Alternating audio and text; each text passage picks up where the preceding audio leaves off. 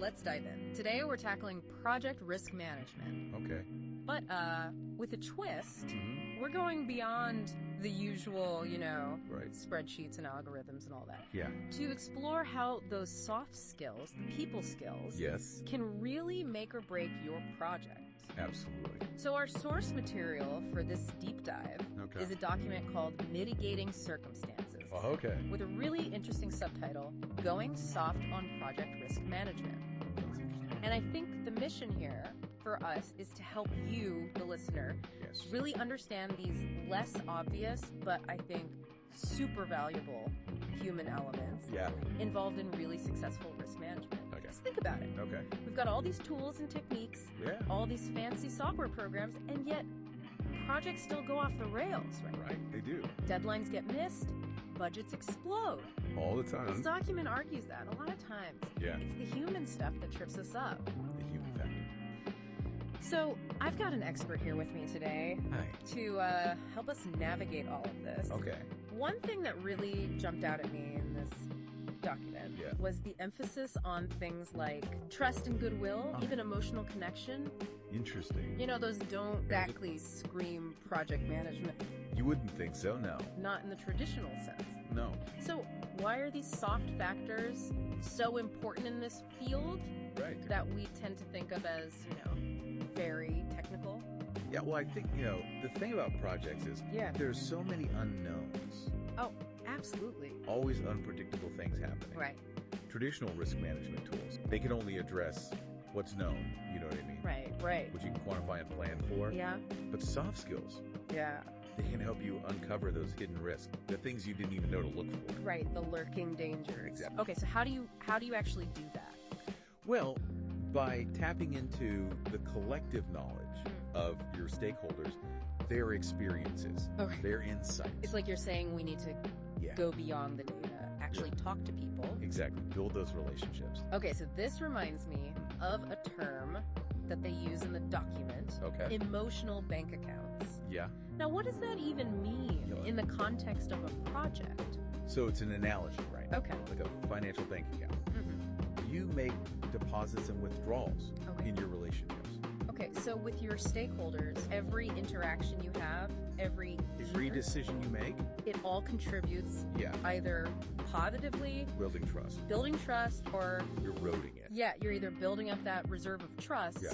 or you're depleting it. Exactly. So let's say you've been consistently transparent, open communication. Mm-hmm. You've sought input from your stakeholders, Okay. addressed their concerns, Mhm. celebrated successes together. Right, so when a risk emerges, You've already got that foundation. you've got that trust.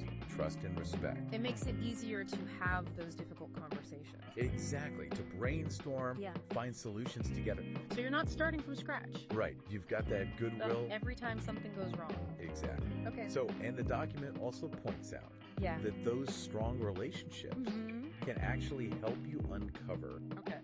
those hidden risks that your tools wouldn't have picked up. That you didn't even think about. Exactly. Okay. Because people, they have that on the ground knowledge. Right, they see things differently. They see things you might not. This is where it gets really interesting, I think. Okay. The document talks about Yeah. differing risk appetites Yes. among stakeholders. Right. Like, why would people perceive The same risks so differently. because everyone brings their own baggage. Right. Their own one. Baggage, like their experiences, Oh, okay. Yeah. their priorities, how they understand the project. Okay. So let's say you're launching a new product, Okay. the software developer. Yeah. They might be worried about a tight deadline, fear it will lead to, buggy code. Right. But the marketing manager, Yeah. they might see that same deadline Mhm. as crucial for hitting a key industry event. Right. So it's not just about identifying the risks objectively. Mm-hmm. It's also about understanding Right. how those risks are perceived Absolutely. by different people. Yeah, how they're going to react. So a risk that seems, minor to you Yeah. might keep someone else up all night. It could be their biggest fear. Yeah, because I can see how Right. miscommunication. Or a lack of clarity. Not understanding each other's perspectives could really lead to, bigger problems. problems down the line. Absolutely. So can you give us some specific examples Yeah. of how communication can make or break risk management? Okay, so let's go back to that software developer worried about the deadline. Right. if the project manager just dismisses them, Yeah. doesn't explain the rationale, Yeah. it can breed resentment and distrust. Right. But if the manager takes the time to listen, Okay. acknowledges those risks, Yeah. explains why the deadline is so important, you're more likely to get buy-in Okay. and commitment to finding solutions. So it's about acknowledging the risk, Yeah, but also inspiring confidence. exactly. And tailoring your communication. Right, because you're talking to different people. Different people with different concerns. This document highlights like a whole bunch of other soft skills Yeah. that are important for, effective risk management. Stakeholder management, emotional intelligence, Problem solving, critical thinking, decision making, adaptability, leadership, negotiation. resilience. It's quite a list. Yeah, it is. Are all of these equally important, or are there a few that, really stand out? I think they all kind of connect back Yeah. to those core principles we've been talking about. Like building trust, Exactly. understanding different perspectives. Communicating clearly. Okay, so someone's listening to this and they're thinking, Yeah. all right, this all makes sense in theory, but where do I actually start? Right. What's one practical thing I can do today to strengthen those emotional bank accounts? Just start by actively listening. Okay? Really listening to understand. Not just waiting for your turn to talk. Exactly. We're really trying to get Get into their heads. what they're saying. And pay attention to the nonverbals too. Oh, okay. Tone of voice, body language. So it's about reading between the lines a little bit. Yeah, pick up on those unspoken anxieties. And I guess it's a two-way street, right? Absolutely. It's not just about you communicating clearly. You got to create a space for them Yeah. where they feel safe to share their thoughts. So that psychological safety is really important It's really- for uncovering those risks. If people feel heard and understood, Yeah. they're more likely to trust you, Okay. to collaborate. All right. Active listening.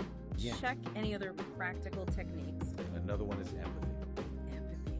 Really try to see things from their perspective. Yeah. Put yourself in their shoes. We talk about empathy a lot in our personal lives, Right. but not always in a work setting. Especially in technical fields. Yeah. So how do you bring empathy? When you approach a situation with empathy, you're signaling that you respect them, Okay. that you value their input. Okay. You're genuinely interested in finding a solution. That works for everyone. It's about building that connection. Yeah, that shared understanding. And when people feel connected, They're more likely to trust you okay, and to be open to your ideas. even about tough stuff like risk. Exactly. So it's not just me versus you. It's a partnership. We're in this together. They're working towards a common goal. This has really changed how I think about risk management. In what way? It's not just about, identifying threats. Mhm. It's about building relationships, building trust, Yeah. creating a culture where people can speak up. Without fear of judgment. Right, and when you create that kind of environment, You're not just managing risks better. Yeah. You're building a stronger team more resilient. able to tackle any challenge. Okay, so as we wrap up this deep dive, Yes. what's one final thought you want to leave our listener with? What's really interesting is how these principles apply beyond just projects. It's almost like we've uncovered the secret code, Yeah. not just for, managing risks and projects, but for navigating uncertainty and, Building relationship. yeah, like in any part of life, really. I think that's what makes it so fascinating. It's not just about, tools and techniques, right? It's a mindset shift Yeah, recognizing that human element. in everything we do. Yeah, because at the end of the day, it's those connections That's how we interact. that really make the difference. It's like, even in this world of data and technology, Yeah. it's still the human touch. It's what guides us. And so for our listener, I think, As you start applying these ideas, yeah, remember, it takes time. it's not something you learn overnight. Be patient with yourself. Celebrate those small wins. Experiment. Find what works for you, It's a journey, right? not a destination. And every interaction, Yeah. it's a chance to make a deposit. In those emotional bank accounts. So be intentional. Be present. Be curious about the people you work with. So to wrap up this deep dive, I want to leave you with this thought. Okay? Think about how you can bring this human-centered approach, not just to your work projects, Right. but to your life. Imagine the possibilities. If we all approach things with a little more empathy, More active listening. a genuine desire to understand each other, It's a powerful way to navigate life. and to create more meaningful connections along the way. I agree. Thanks for joining us on this deep dive It's been a pleasure. into this surprisingly human world of project risk management. Great. Until next time, Keep diving deep. And keep exploring. We'll see you then.